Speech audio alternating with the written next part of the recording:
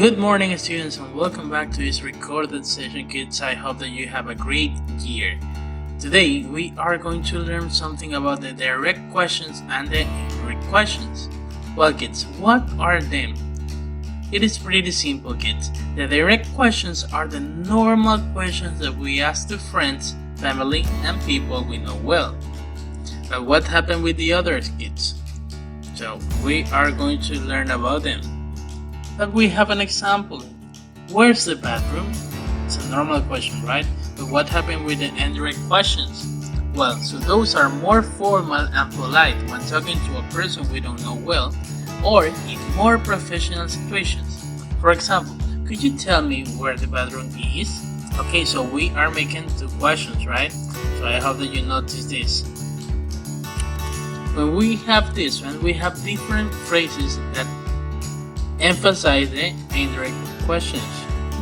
For example, could you tell me? Do you know? I was wondering. Do you have any idea? I'd like to know. Would it be possible? Is there any chance? So we have this type of examples that are these phrases, kids. Remember, kids, the structure of the question changes in indirect questions. Let's look at some examples here. What happened? Well, we have the direct one. Where's the market street? It's a normal question. But in the indirect, you have to say, could you tell me where the market street is? Okay, that's really simple, right? Now let's continue. Let's see another example. What time does the bank open? And the indirect question would be, do you know what time the bank opens? Remember, so we are using the indirect questions, but we have to make two types of questions, right? Firstly, we have to use do you know? That's the first question, and then we have the indirect question. We have another example here. Why did you move to Europe? The indirect question would be, I was wondering why you moved to Europe. Okay, so that's nice. Another example is, how has he managed to get in shape so quickly? The indirect one would be, do you have any idea how he has managed to get in shape? We have another example. How much does this motorcycle cost? The indirect one, I'd like to know how much this motorcycle costs.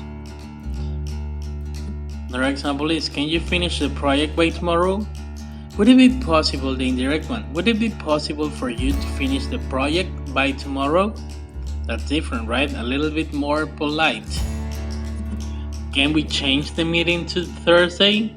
The indirect question would be, is there any chance we could change the meeting to Thursday? When we are using yes/no questions, we have to use the word if. For example, the direct question would be, does Tom like Italian food? Do you know if, the indirect question, do you know if Tom likes Italian food? Are your parents joining us for dinner? And the indirect question, could you tell me if your parents are joining us for dinner? For every single step that we have to make in the English classes, in the language acquisition classes, we have to learn something about the rules. In this case, we have the rules for the indirect questions. Firstly, kids, you have to remember that we don't have to use any auxiliary, no auxiliary verbs, do or does. The forms of the verb be and have after the subject. We have can, would it be possible? Is there any chance? And when we have yes or no questions, we have to use if in the indirect question. Well, kids, I have to say thank you and goodbye.